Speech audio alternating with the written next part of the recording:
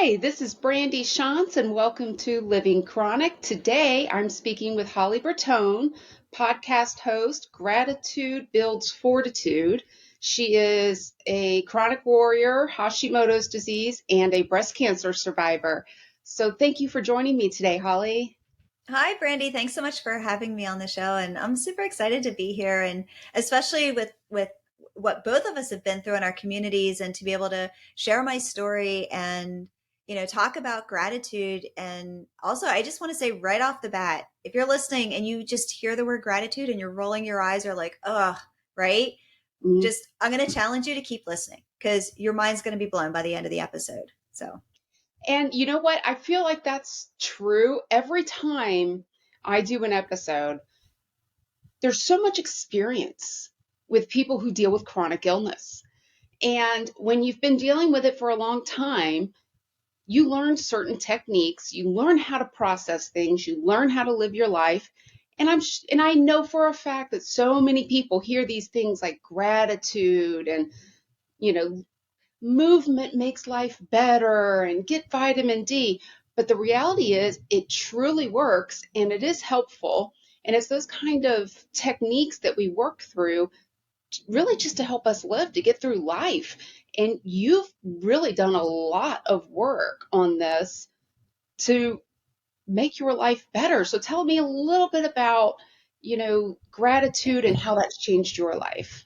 Yeah, absolutely. Can I share a little bit about my backstory first before we get into Oh, that? Because yes, I think please. Yes. if we have a few minutes, I think it's important to kind of share where I came from because, people see, and especially like on Instagram, Holly.Bertone, um, shameless self-promotion there. But Mhm. yeah, on Instagram, like I'm always dancing and happy, and people are like, why are you so happy all of the time? Like, doesn't that get annoying?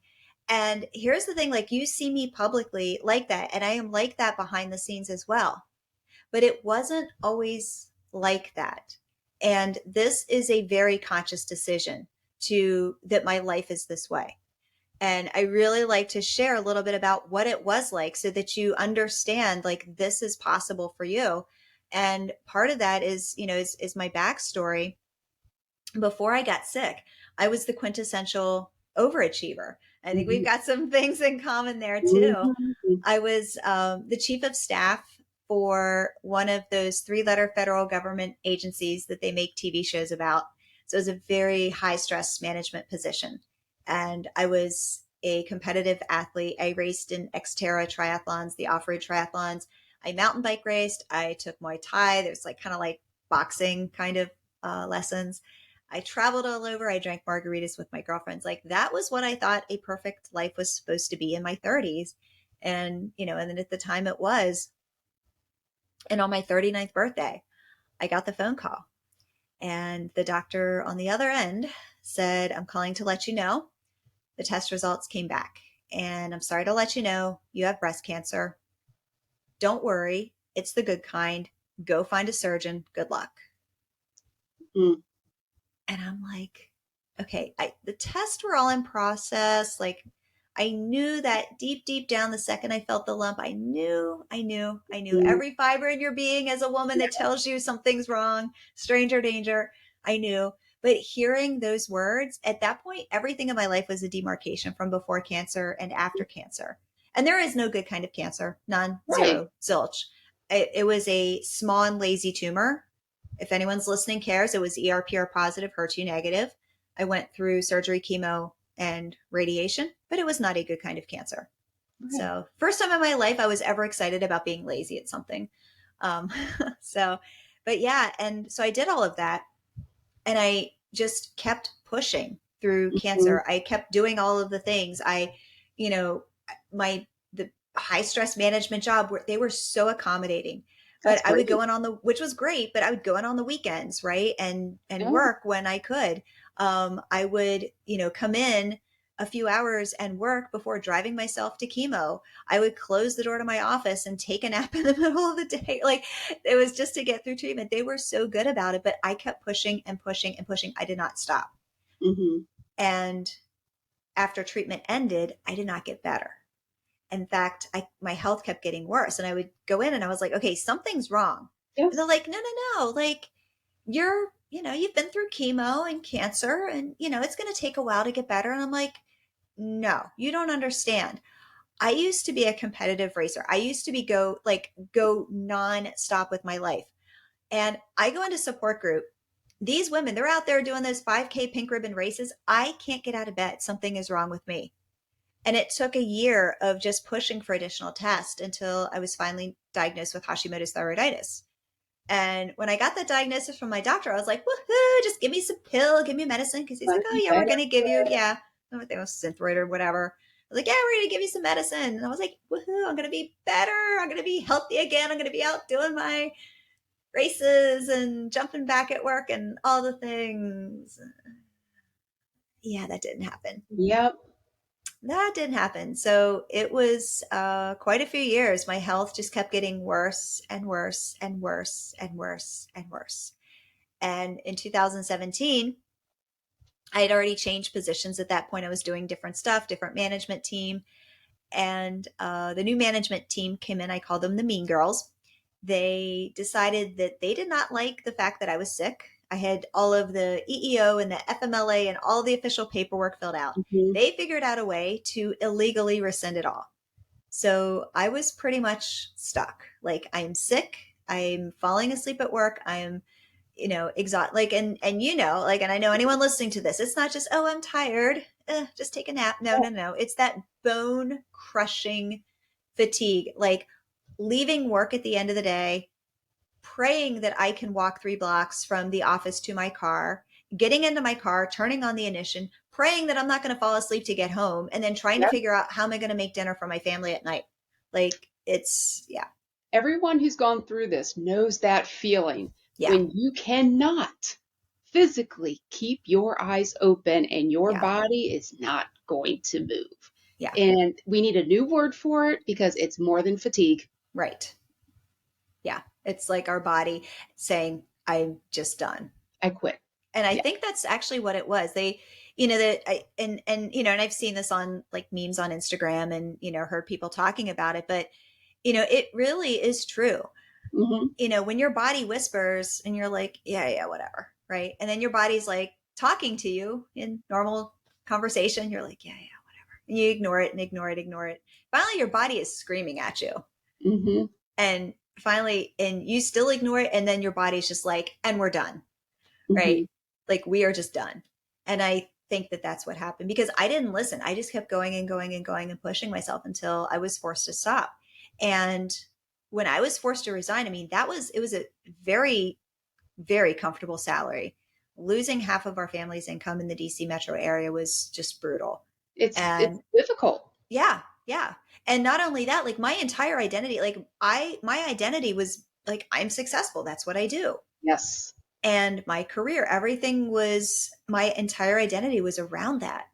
So it wasn't just rock bottom with my health. It was rock bottom with my life, with my identity, with my purpose, Hmm. with my passion, with everything, because I felt like I was failing at everything. I couldn't work. I could barely take care of my family, like laying in bed. And I was like, I'm just done. Like, is this the best that life is ever going to be? And with everything, like, then when logic kicks in, right? Everything that I had been through, with the, the chemo and the cancer and, the Hashimoto's, like, oh, this is just how my life is supposed to be. And there was an acceptance of this is how life is supposed to be. And then I'm like, no, no, this is not okay. And so growing up, my mother had Addison's disease. She was diagnosed when she was pregnant with me. Her life mantra, her entire life, she always said, it builds fortitude. And I never really knew what it meant. Hmm. It builds fortitude. It builds fortitude. It's kind of like, oh, I'm going through the tough time, so I'm building fortitude. Like, I kind of thought that's what it meant. And as throughout all of my health challenges, but especially at rock bottom number 3, especially when I was at a point where everything was stripped from me and it could not have looked any worse. I mean, aside from Hmm. dying, like, I don't think life could have been any worse at that point. And I kept hearing her words in my head, it builds fortitude. And I was like, okay, I have a choice. I can either say that this is the way life is going to be for the rest of my life and just marinate in my own misery, or I can do something about it. And what got you here won't get you there. So I decided to take radical responsibility for my health and for my life. And that's when everything changed. Good for you. And that's the biggest first step, making that change, saying, Yeah. this isn't working. I need to find a way to live my life in a positive manner, Yep. despite my illness, despite my disease, despite everything I've been through. And I need to make a change. Yeah. It's the first step, but it's a big step and it's a difficult step to take. Yeah. Yeah. And you, It's looking in the mirror. Like, I'm always like, everyone in our world, like we take our pills, we take our supplements, we take our medicine, right? Looking in the mirror and taking personal responsibility is the hardest pill you will ever swallow. truly, it's so difficult, but you did it. Yes. And that's amazing Thank because you. I know how hard it is. Yeah. And one of the things I keep trying to really address and talk about a lot on this show is just how difficult it is. Yeah. Because I'm sick of seeing the news and it's just this person had got cancer and then they wrote a book and founded a nonprofit. This person was struck with multiple sclerosis and then went to the Olympics. Well, I haven't written my book yet. I'm still trying to get through daily life, trying to figure out how to survive, trying to figure out how to get through my depression, how to get through my trauma. I'm a failure, but I'm not. Because what the news missed was that big chunk where it's just gosh darn hard. It is Yes. really difficult to pick yourself up. You don't just found that nonprofit overnight. You don't just find your gratitude overnight. It's hard work. Yes, it is. It's brutal. And It's I the don't sugarcoat it. Yeah. no. And please don't ever, if I could just scream one thing from the rooftops for everybody to hear, it's hard. Everybody comes up to me, oh, you're so strong. Do you have any idea what it took to stand up? Yeah. It's so difficult. But here's the thing too, Brandy. Choose your hard. You have to choose your hard. You're right. Make those decisions. They're important Yeah. decisions. Yeah. They're very important decisions. And how you make those decisions really will dictate what the rest of your life is going to look like. Yeah. And you made some really big changes. I I mean, did. you and I have a lot in common. I The know. fitness, the, super duper type A. I always tell people I'm type A plus. I've got to be the best at everything. My whole identity is being successful. It is, doing all these things, being Miss Ultra, productive. I do 17,000 things in one day and wake up at 4 a.m. I still right now struggle with who am I right now that I can't wake up at 4 a.m., run 20 miles, go to work, spend 15 hours in an office, still find time to work on some volunteer work after that and sleep maybe 4 hours. Obviously that's unhealthy when you Yeah. take a step back, but and there's so many people like both of us, when that's your entire identity and Yeah. it's taken away from you, you got to work to find your new identity and build something new. Well, and it's interesting that you brought that up because, that's kind of what I did. Like I'm like, okay, I put on the overachiever hat because I didn't know what other hat to put on. Yeah. So I got my certified natural health coach certification. At that point, I just wanted to get myself healthier. So I'm like, okay, let me learn about like more natural health and how my body can maybe feel better Mhm. and things that I can do. And I had been studying a little bit, like like okay, maybe I'll go gluten free and try some things. So so I did that at that point. I mean, now I'm a health coach, but at that point was for my own just healing. Mhm. I went down, like I put that overachiever hat on and I did the things. I did the like going gluten free Mhm. and the dairy, removing all the processed foods and the sugars and the minimizing the toxins and the parasite cleanses and the infrared saunas and the yoga and the meditation and all the things that they tell you to do. And the coffee enemas, because sticking a tube of coffee up your butt, so much fun. um like doing all the things because that's what overachievers do. We do the things. Yes. And I still didn't see results. So what did you do to get your results? I started looking within. Mhm. And so, one thing that as a kid, I used to put, I still actually do, but as a kid, we had this huge dining room table, and I would take 3 different puzzles and I would dump them out on the table. And these were like 500, 1,000 piece puzzles, like the big ones. I dump them out on the table, mix them up, and then put them back together. Like I was that nerdy of a kid. I just still do puzzles every day. But I put that kind of that analytic background that I had with my project as a project manager, that analytics, that puzzle solving. And I'm like, what am I missing? Something is missing here, right? Like this is the stuff that everyone tells you to do. Why is it not working? Why is the medicine not working? Why is nothing working? And what I realized, I kind of went back to my mother's life mantra, it builds fortitude. Like, what is the it? Like, is this it? What is this it thing that she always was talking about?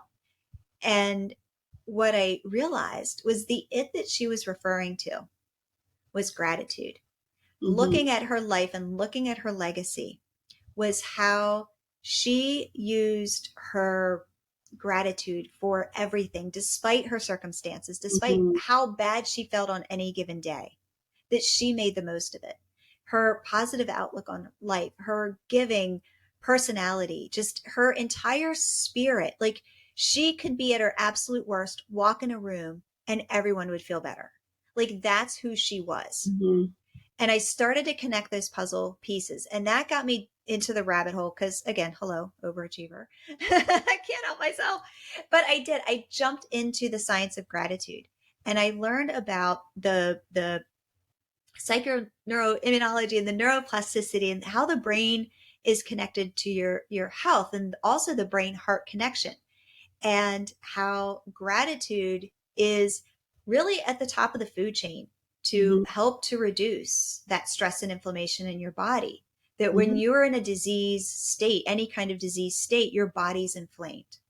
And you can Yeah. try all the protocols and try all the things, but until that inflammation goes down, until you can make that shift in your nervous system from the sympathetic, the stress, the stress state, to the parasympathetic, to your rest and digest, your body's never going to heal. And I'm not talking cure. I'm not talking, 0 to running marathons. I'm talking just getting better. Yes. And gratitude changed my brain. It changed my outlook. And it really went from a place of focusing on problems to focusing on solutions. And when your brain is now wired to focusing on solutions, you kind of Mm-hmm. show up in a different place. Like you wake up in a whole different world of possibility. And when you're Right. always looking for possibilities, those opportunities are always in front of you. And Mm-hmm. again, we can get into the science, we can talk about this more. And people are like, wait, gratitude, really? Because I know, like, you think gratitude, it's like this, like, oh, rainbows and unicorns and puppy kisses and, walking around in this, like, land of, you know, levitating 6 feet off the ground and, wearing rose colored glasses. And it's not that. And, people also think of gratitude as making a list of 3 things. Like, wait, I made a list of 3 things. It doesn't work. Like, I don't even feel good in the moment, and they make that list of 3 things of like, this does not work. Well, that's not gratitude. That's a list. Mm-hmm. But that's the thing. That's what everyone tells us. Like the experts do that. You read any kind of article, you listen to a podcast or anything, and people are like, oh, just make a list of 3 things you're grateful for. And it's almost dismissive, which It really is. annoys me. It really annoys me. If you want to see a million eye rolls on Instagram, just Mhm. it's what I do on Instagram. I give that like lots of eye rolls. Um, and yeah, and that's why I started my podcast too, because like there's so many misconceptions about gratitude. There's so many misconceptions out there. And people just think that it's this thing, this list of 3 things. This I'm gonna, go around the Thanksgiving table and say what I'm Mhm. grateful for. But it literally changes the chemistry in your brain. And it starts from your heart. That's the big difference, is that it's not a list. It's not something that you do. It's who you become. Right. And that being starts in your heart. And when you can connect your heart and your brain together in that space of gratitude, in that space of love, in that space of just elevating the way that you view the world, Mhm. then that chemistry starts to change in your brain. That inflammation starts to lower. Decisions, like when we're stressed, think about decisions, right? When when we're stressed, when we're angry, when we're in a fight with someone, when we're upset, do you say kind things, or does like your mouth just get hijacked and all Oh, kinds of yes. like nasty things come out of your mouth, right? Or Right. do you make good decisions, or do you make really bad decisions? You know, even like the food we eat, like when I'm stressed, I go for the junk food. I don't keep a lot of it in the house, honestly, but you But know, it I is that do. immediate high. Yeah, it's just it's human nature. It's what we do. Hmm. So when our amygdala is in that, when our nervous system is in the parasympathetic, in that rest and digest, our amygdala can make good decisions. When Hmm. we are in that stress state, we make bad decisions. So it's also giving you a clear mind. I mean, how many people listening have brain fog, right? Like everyone, raise your hand. Like I still Uh-huh. struggle. Yeah. Yeah, And when we're in that state, it's hard to have the clear mind. It's hard to think straight. It's like this cacophony of chaos, right? it is. That it's just like all the things, all the things, all the things. And when you wake up and all you can think about is your disease state, that's all you think about. When you Yes. wake up and all you can think about is your anxiety or your depression or how tired you are or how much in pain you are, that is in your thoughts 100% of the time. And guess what? When that's in your thoughts 100% of the time, that's all you're thinking of. And that's Yeah. all you're focused on. So I'm not saying like gratitude's this like miracle cure or anything. It is not.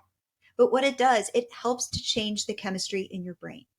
And that is what has the ripple effect to everything in your life. And that's why I'm so passionate about it, because so many people are like, oh, just make a list of 3 things. No, no, no, no, No, no. Gratitude is so much better than that. it is. As a matter of fact, I'm a little passionate. well, I've become very passionate about these things myself because, and I'm still going through my own journey, as you know. This is all very new for me, and all I knew is I had to pull myself out of the state I was in, or I was going to die. Yeah. And that was it. I Yeah. either needed to find a way out, or I was going to die. Yeah. I only had two choices. Yeah. And I decided I really wanted to pull myself out. And I'm So glad I you did. tried to come up with these things and work through them and change my brain. But like you talked about, boy, do I get negative real fast. When they often will say, well, you should just be grateful. At least, as you've been going through all this and you couldn't work, your husband makes plenty of money. What? I shouldn't complain about the pain and the suffering and the loss of my entire life as I once knew it because my husband isn't poor? Yeah. Are you kidding me? No. This is not I'm not going to write down the 3 things that makes my life better than the next person who's also sick. Right. Not at all. Not happening. I'm trying to just change the way I view it, the way I look at it. And I'm still going through it. It's very difficult because, to be honest, and I'm sure there's many people listening who go through the same thing. You think, but you know what? Why am I trying so hard? This just isn't fair. It's not fair. Why Right. did this happen to me? You know, it, we're all right. It's not fair. It Right. really isn't fair. There's some people that just sail through life, never have problems. They have tons of luck. They always seem to meet the right person, take advantage of the right opportunity. They've never had a health problem. They've never had a family emergency. And good for them, but that's not me. And it's not fair. But there's And nothing I can change about that. yeah. It isn't fair. Okay, now what else am I going to do? Because if I keep thinking about how unfair it is, I am going to die. So I do get very passionate about these things. I know that's the only way out to the other end. It's all of these things that we talk about, all these things I'm learning from people like you. That's what gets you to the other end. And it's very Yeah. important. And you brought up a really good point. Like you're in that place and and it may not be like I'm going to die like literally, but you feel that way. Like this is it. Like this is it. And that sky, you look in that sky and there is no light. You've got this completely dark sky and there is no light. And that is my challenge. You're listening to this. Is my challenge to you is to find whatever that light is Hmm. for you.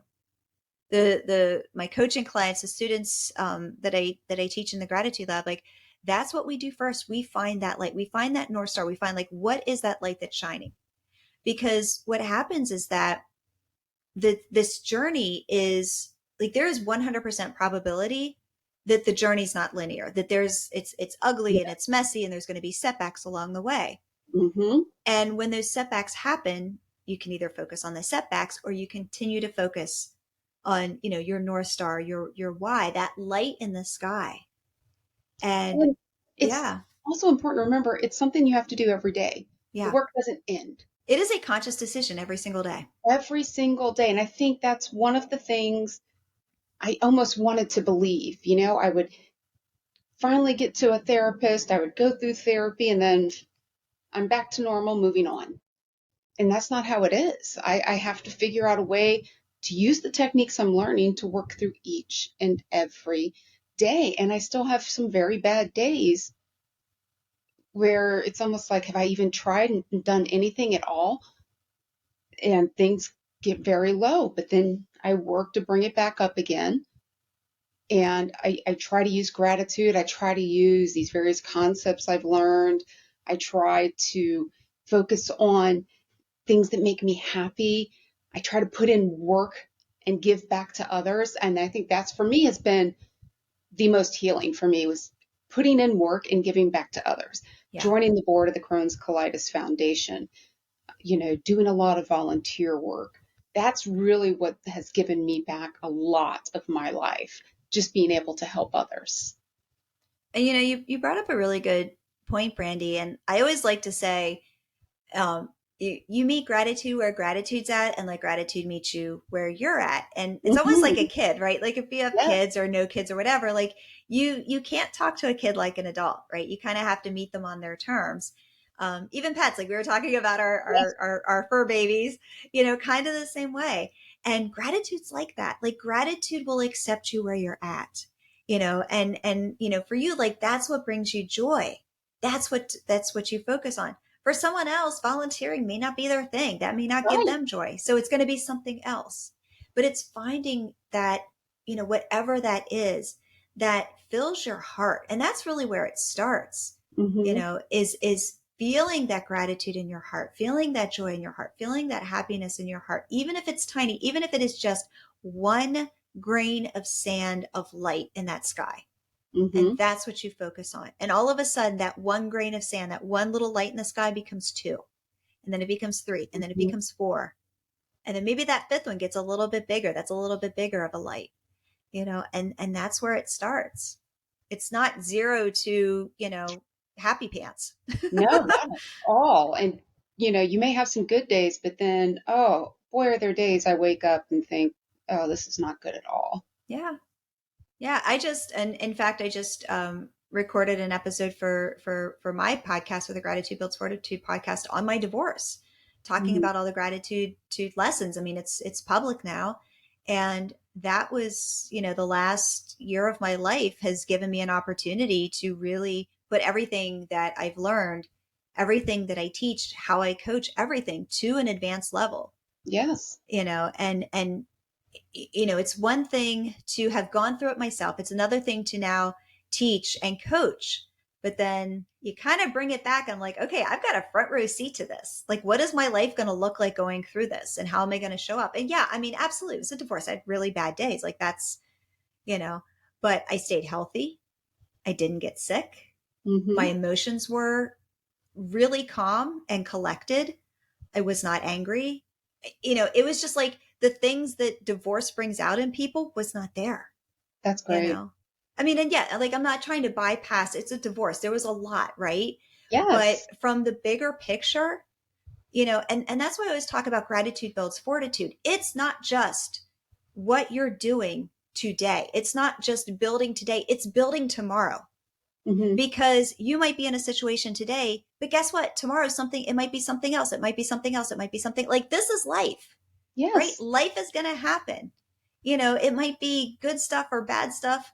You could be having a great day and have something minor happen that just totally flips it, right? Mm-hmm. So it doesn't matter, like whatever that is, there's always going to be stuff going on. So it's not just how do I get through today? It's how do I get through life? And Yes. how do I use this to permanently change my brain so that I can start Mm-hmm. showing up differently, regardless of that cacophony of chaos that's going on? And how can I minimize that? Right? How can I have the space in my head to think to hear, to Hmm. make decisions with a clear head, to show up in a state of calm versus the crazy emotions that come out. And this is why I'm so passionate about what I do, because it's not just it's, first of all, it's not a quick fix at all. No. I mean, it does take, it's like you don't go to the gym and you're like, one push up, toned arms, nailed it, Yep. right? Like, doesn't happen that way. It's a constant practice. And then it becomes a state of being. And then it's still a constant practice. People who meditate every day for a reason. Yes. People who work out every day for a reason. People who eat healthy every day for a reason, right? So gratitude just becomes a part of your being and helps to build that fortitude for when the next things happen. That's a really great takeaway, great lesson to learn. I know there's so many people like myself who are struggling, and learning these things are difficult. But I like the way you put it. You know, for somebody like me, I can relate to anything training because I love running. It's Yeah. never going to stop. Even though today, you know, with my health, running is very painful. I'm very slow. It's very difficult, but I still love it, and it brings me a lot of joy. So when you say a training plan, I think, yes, I know how to do that. I could put together a training plan because you know, it's how I know things. So when you relate it to things like that, it makes it far more digestible and something that I can understand, to know that this is something that I have to think about on a long-term basis. And my life isn't going to change because I do one, you know, because I make that list of three things one day and Yep. then Yep. now it's all better. No, it's not. It takes a lot of work and training to get yourself to that better place. Yeah. Do we have time for a quick story? Quick one, yes. Okay. So this was a few years ago, and I was in the middle of really into this gratitude thing and kind of learning how it works and, really knee deep in changing everything with gratitude. And this was the first time that I really saw it like come to life. And my, at the time, husband, my ex and I were traveling across country. We were in the middle of nowhere and we were trying to find a hotel to stop at. So it was like the middle of, I don't know, Kansas or something. And we get there and it was like 7 o'clock at night. The room wasn't ready. Like, oh, it's going to be a long wait. And so we get the room and it was middle of summer, 90 degrees outside. The air conditioner was broken. Oh no. So we walk in the room and it was that like squish, squish, squish, like when the floor is Yeah. soaking wet. Yeah. That noise was, yeah. So I don't even want to think about the mold. But it was just like so we go down, we're like, the air conditioner's broken. He's like, I'm sorry, we don't have any other rooms. And we're like, okay, we go back up and they didn't have a towel. They didn't have any towels. We just wanted to take a shower. They didn't have it. So we Oh go my back down. God. And my husband at the time was like, he was just like ready to see this, his 5 foot nothing redhead, just exorcist level Mm. fireworks. Cause that's how I was. I was that person. Like Oh I yeah. was super calm, cool, and collective. But once that switch happened, it was just like, wow, That switch. completely We'll out of control. talk about that for hours, I'm sure. Yeah. So we go down. He's just like along for, he just wants entertainment value at this point, right? Mm. Like he just wants to see the fiery little redhead just go explosive on this poor manager.